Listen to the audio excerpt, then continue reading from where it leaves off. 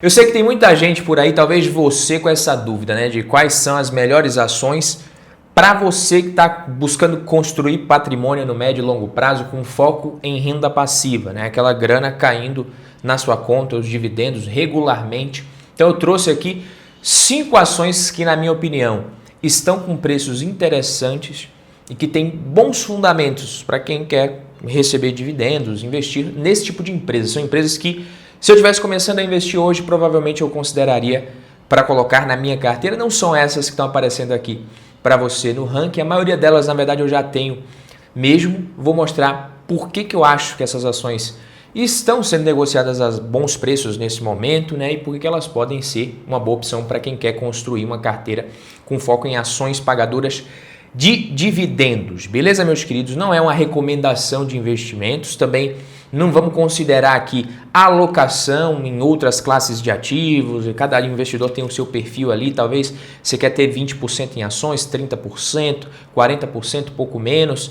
Enfim, isso aí vai variar de investidor para investidor. O vídeo aqui é sobre as ações especificamente. Em outro vídeo a gente pode tratar sobre isso. Eu sou Badu Vieira, analista de valores mobiliários, e se você quer investir melhor, aprender mais sobre investimentos, então considere-se convidado a se inscrever aqui no canal, clique no botãozinho de inscrever-se. Se você já é de casa, você já deixou o like, que eu sei, a primeira ação é Kepler 3, Kepler Weber. Essa empresa ela foi fundada em 1925 no Rio Grande do Sul pelos irmãos Otto e Adolfo Kepler. Está chegando quase nos 100 anos já, 99 anos. Inicialmente era uma ferraria que produzia prensas de banha e óleo vegetal, além de carrocerias para caminhões e ônibus. Hoje, a Kepler Weber ela é uma empresa líder no mercado de soluções para armazenamento e conservação de grãos no Brasil. Você tem ali cerca de 40% de participação nesse mercado que ela possui, então é uma empresa bem diversificada. Ela também tem negócios internacionais, atua principalmente nos segmentos de fazendas, na agroindústria e no segmento ali de reposição de peças e serviços também, que é uma área muito rentável e que traz mais previsibilidade. No segmento de fazendas, que representou 30% da receita líquida em 2023, ela oferece sistemas para produtores rurais. E você pega ali no segmento de agroindústria que eu falei, que foi responsável por 40% da receita no mesmo ano, oferece soluções para indústrias como óleo, etanol, milho, moinhos, enfim. Esse segmento de peças de reposição ali, serviços, tem uma margem mais alta, recorrência foi responsável por 18% da receita. Então você tem aqui que é um dos focos da empresa hoje, inclusive no planejamento estratégico, que é avançar em receitas recorrentes e margens saudáveis. E os pilares de sustentação dessa estratégia, né? Você tem aqui o segmento de reposição e serviços, que vem ganhando força, com presença ali próxima aos clientes através da estrutura de 9 centros de distribuição, e outro pilar fundamental, o processo de digitalização, visto pela companhia com grande potencial, auxiliando a aumentar os ganhos com eficiência no processo de pós-colheita. Então, aumento de receita, aumento de margens, aumento de eficiência no final das contas. Você tem um segmento também de portos e terminais de negócios internacionais, que representaram cerca de 6% da receita, mas o carro-chefe é realmente a fabricação de silos, secadores, transportadores, máquinas de limpeza, além desses componentes e acessórios que compõem os sistemas. A gente, nesse gráfico aqui do Investidor 10, que é novo, que traz justamente essa divisão, você consegue ver que ela tem boa parte da sua receita, mais de 90%, que vem do Brasil, de outros países. E aqui nos negócios que geram receita para a empresa, você tem fazendas, 31,6%, agroindústrias, 30%, reposições e serviços, porto e terminais, negócios internacionais. Lembrando que aqui a gente está de olho no último trimestre, né? Eu estava falando para vocês os números de 2023 como um todo. É uma empresa que ganha dinheiro principalmente através da fabricação e comercialização desses sistemas voltados ao armazenamento, à conservação de grãos, como silos, secadores, transportadores, outros equipamentos também, tudo isso, coisas que a empresa faz. É líder no mercado brasileiro nesse segmento, com cerca de 40% de participação no mercado que está crescendo em soluções de armazenagem pós-colheita.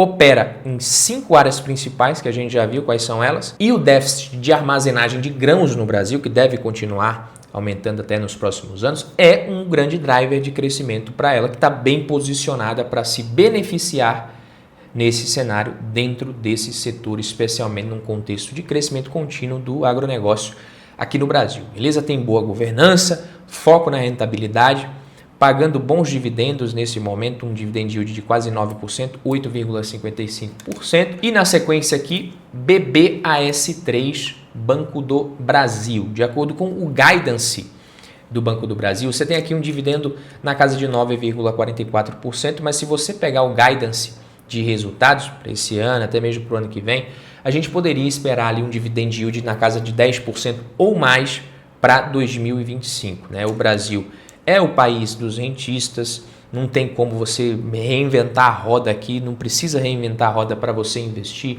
e ganhar dinheiro, proteger o seu patrimônio. Juro e inflação, renda fixa é a escolha para a maioria dos investidores aqui, a gente sabe disso, mas o Banco do Brasil ele se beneficia inclusive dessa característica da nossa economia. Bancos em geral se dão bem com juros mais elevados, como o que a gente tem por aqui, estão acostumados a jogar esse jogo do Brasil, né? O Banco do Brasil, Itaú, o próprio Bradesco, Santander, que vem passando por um momento um pouco mais difícil, mas sabem jogar nesse cenário.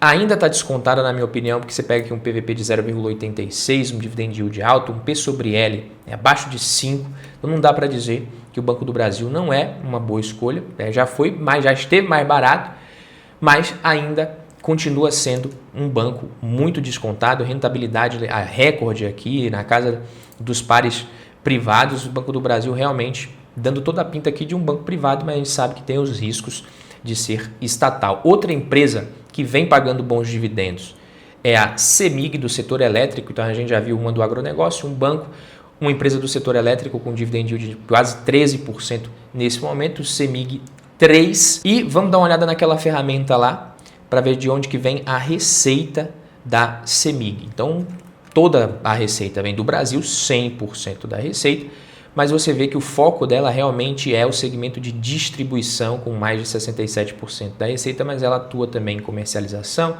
geração e gás. Mas o foco realmente distribuição de energia no estado de Minas Gerais. Porque no final das contas, meus queridos, o dividend yield ele é importante, mas o que esse indicador nos diz isoladamente é qual que é a proporção dos dividendos pagos dada a cotação atual das ações. Está comparando essas duas coisas. Então, quando você compra uma ação, você está de olho em quê? Em maximizar o seu dividend yield on cost, o seu yield on cost. E esse indicador considera os proventos que você recebe dividido pelo preço médio que você pagou pelas ações.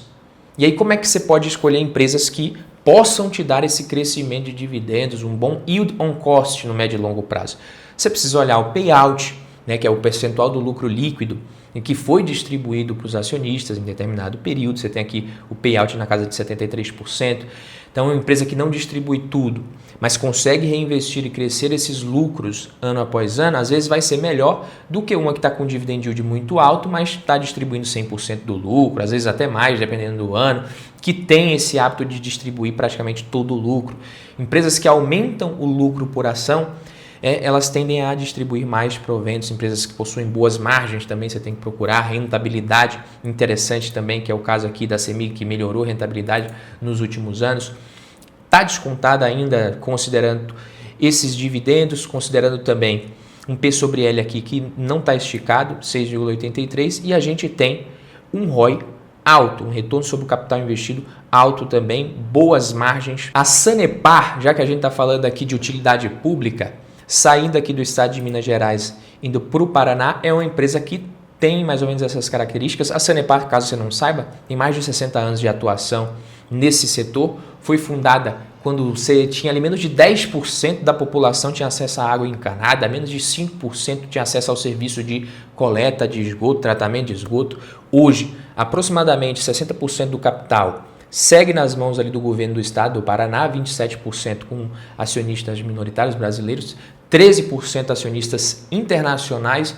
Isso faz dela uma empresa de economia mista, tem a participação do setor privado, do setor público também, acaba às vezes afastando alguns investidores, por conta de uma possível ingerência má administração por parte do governo, dos órgãos regulatórios também. A gente sabe que é um pouquinho mais arriscado que no caso do setor elétrico, porque a gente tem uma regulação a nível nacional, mas é mais ou menos aqui o que a gente tem no Banco do Brasil. É uma empresa muito boa, mas que tem esse risco da governança. O Banco do Brasil hoje com indicadores, com números de bancos privados ali, mas segue essa desconfiança. Quando você olha os números da Sanepar, é isso. Você vê uma empresa com excelentes margens, uma margem bruta muito alta, uma margem EBITDA na casa aqui de 43%. Então é uma empresa que tem boas margens, é eficiente, ROI na casa de 15%, mas ainda, 14,9%, mas ainda negociada abaixo do VP. Fora que mesmo com esse dividend yield aqui, que não é muito alto, às vezes você poderia olhar e falar, Badu, mas esse dividend yield não é muito alto. Mas mesmo com uma forte crise hídrica que a gente viveu uns anos atrás, a empresa segue com margens altas, segue eficiente, segue com boa rentabilidade, é relativamente descontada.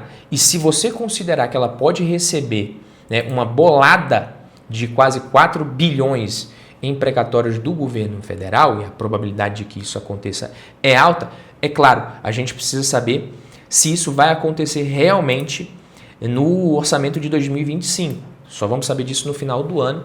Caso contrário, isso vai ficar para 2026. Como aqui a gente está falando de Brasil, tudo pode acontecer, isso pode ser prorrogado. Mas, enfim, a probabilidade é alta de que isso vire realmente um dinheiro que vai entrar no caixa da empresa. Se for incluído no orçamento da União para 2025, vai ser só alegria para o acionista de Sanepar. E basta dar uma olhada aqui, por exemplo, no lucro líquido da Sanepar, que você vai ver que isso é realmente um valor relevante. O lucro líquido da Sanepar em 2023 foi de 1,5 bilhão. Então esse valor representa mais do que o dobro do lucro líquido do último ano de 2023. Valor de mercado da empresa nesse momento, 8,29 bilhões. Então seria ali quase 50% do valor de mercado. Então é um valor relevante. E por último aqui eu deixei B3SA3. Não é uma ação que todo mundo que gosta ali de dividendos costuma se interessar, mas ela passa nos nossos critérios aqui. É uma empresa que tem boas margens. Se você olhar as margens da B3, você vai ver que é uma empresa que tem margens altíssimas, margem bruta na casa dos 90%, margem líquida acima de 40%, uma boa margem EBITDA. Um P sobre L nesse momento você pode achar alto, mas está abaixo da média histórica da empresa. PVP, a mesma coisa, pode parecer alto, mas já foi de 4,68, nesse momento 3,18 vezes. O dividend yield também não é lá essas coisas, dividendo na casa de 3,69%. É uma empresa que tende a entregar crescimento em prazos mais longos. Não é uma ação para você comprar e esperar a mesma previsibilidade de ações do setor elétrico, de forma alguma, mas deve entregar dividendos e lucros maiores, crescentes no médio e longo prazo. Então, se você tivesse, só para você ter uma ideia, se você tivesse investido R$1.000 nas ações de B3SA3 nos últimos 10 anos, você teria hoje R$4.110.